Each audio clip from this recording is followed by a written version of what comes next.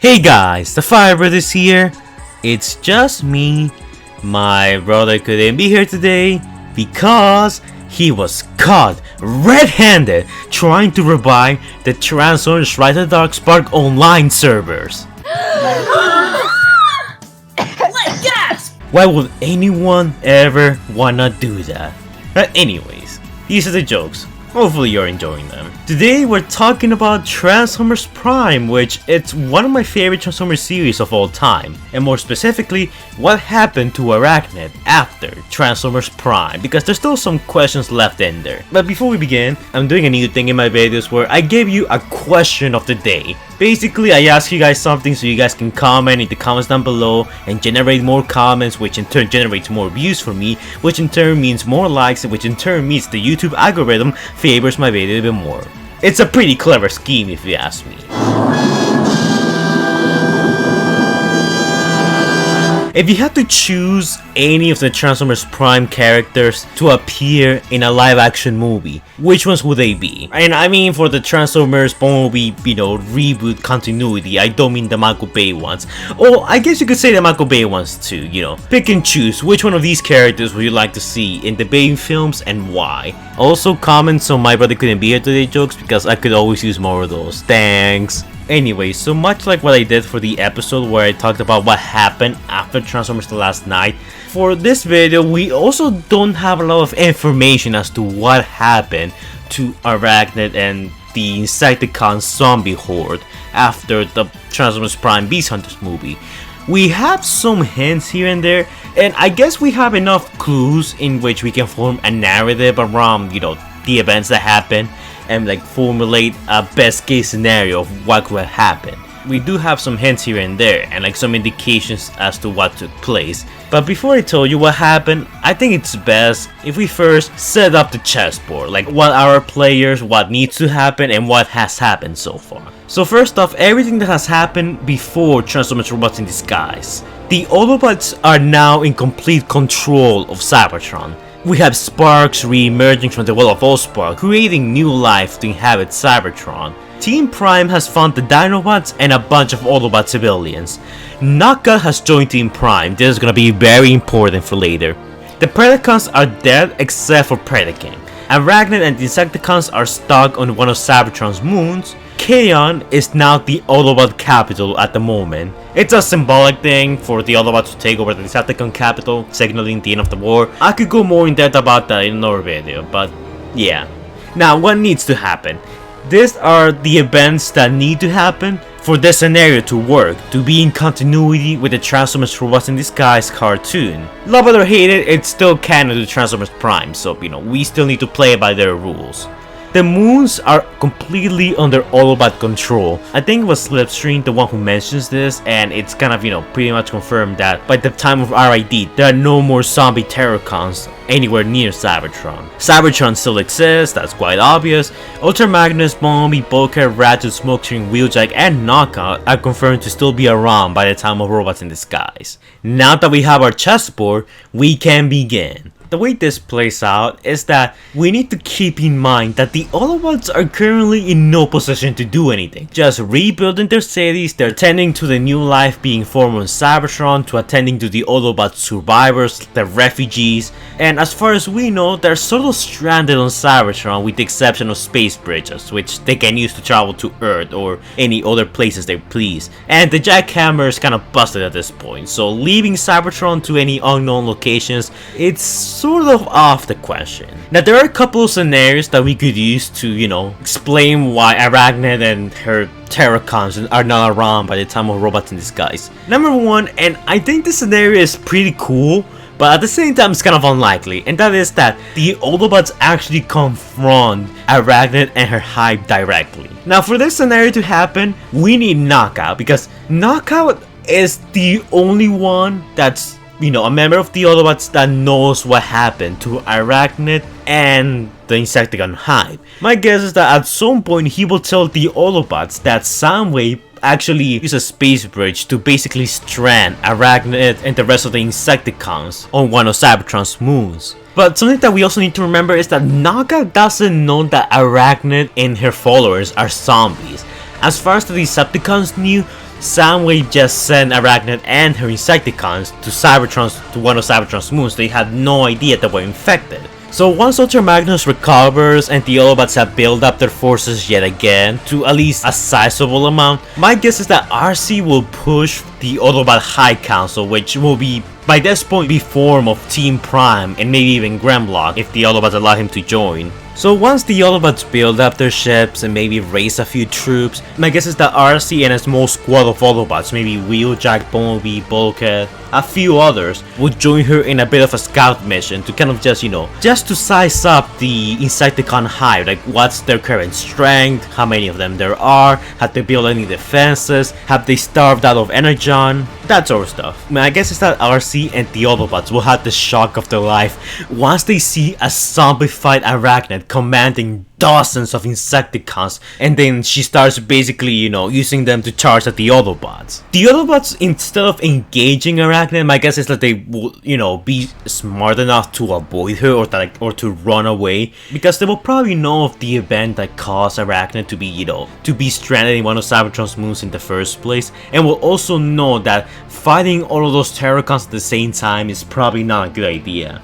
So RC and the rest of the Autobots manage to go back to their spaceships, and they probably lose a few Auto Troopers here and there. But for the most part, our main, Team Prime cast remains alive, and they make it back to Cybertron on one of their ships. Once on Cybertron, my guess is that RC will tell the other Autobots what's going on with Airachnid and the Terracon infestation that's basically happening right next to them.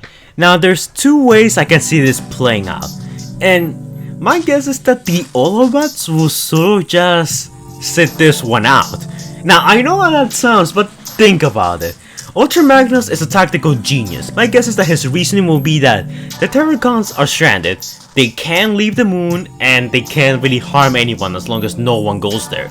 Of course, if any other Autobot, refugees decide to, for whatever reason, land on one of Cybertron's moons first, then they're gonna be quick prey to the Insecticons and Airachnid. But my belief is that Ultra Magnus will play it safe, and he will just remain on Cybertron, build up their forces, maybe build a few, warships once they have enough materials and resources, and then, send a small fleet to the Terracon infected moon and basically bombard them from a safe distance. That's always possible. Another scenario will be that RC just pressures Ultra Magnus and the other Autobots to just get rid of her, immediately. As long as they're there, any other Autobots that land on that moon are gonna be quick prey to them. They already lost a few Auto Troopers just scouting them out, so if they lose more, then the harder they're gonna be to kill in the future. So with this option, RC, Ultra Magnus, the rest of Team Prime, and the Dinobots, along with any other Autobot troops, will do a raid on the Terracon infested moon and basically purge the Insecticons and Airachnid permanently. They know how to kill them. The problem is that if any of them fall, then the ranks of the enemy increase. Well, I really like the idea of Grimlock fighting some Terracon Insecticons. At the same time, I feel like this is a bit unlikely. It's really risky, and I don't see Ultra Magnus condoning this strategy.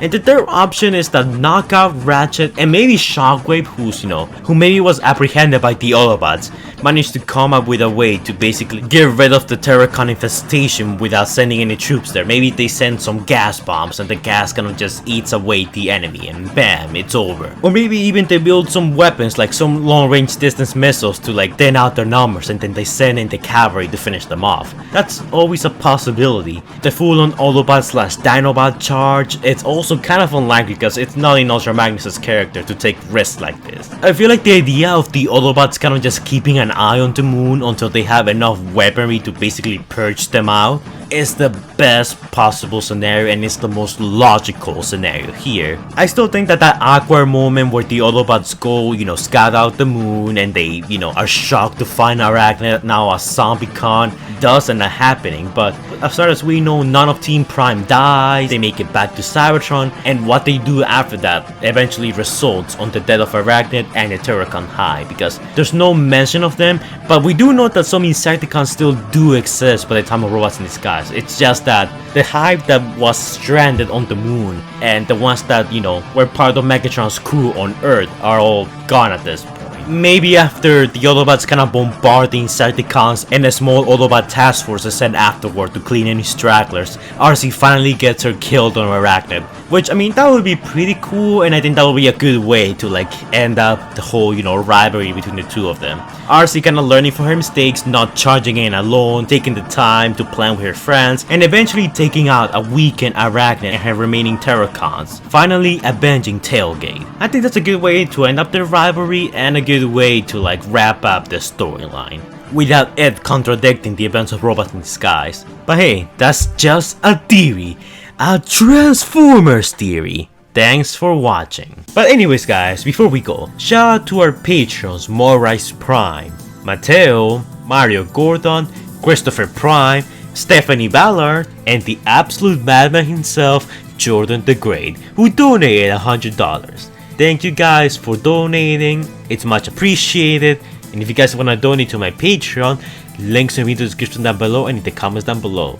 By donating to my Patreon, you get access to some of my videos early, you can request your own videos, you receive a shout out at the end of my videos, you can participate in some of my videos if you so choose, and you get a few previews of some of my new works that are currently in development. There are plenty of rewards that you get as a result of becoming one of my patrons, and I do plan to adding a few more in the future as time goes on and the patrons grow, but keep in mind that donating is entirely optional, because freedom is the right of all sentient beings. Thank you to my patrons for donating, it's much appreciated. And if you guys wanna donate, you know what to do. So yeah, thanks a lot guys.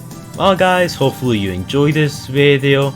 It was pretty fun to make. I loved making that thumbnail, like I put a lot of work into it. It was really fun. My next video is gonna be a video of me redesigning Insecticons. Like you guys are gonna see me drawing and stuff and how long it took and my thought process behind it. It's the first time I do a video like that, so I'm a bit nervous, but I think you guys will enjoy. Anyways, fan art of the day goes to Graphic Twitch, who made this drawing of Blood Rain, which it looks really good. Like I like it a lot. I especially love the glossiness, shiningness that she has going around. It's something that I really didn't add to my original drawing, mostly because I didn't take her seriously or anything.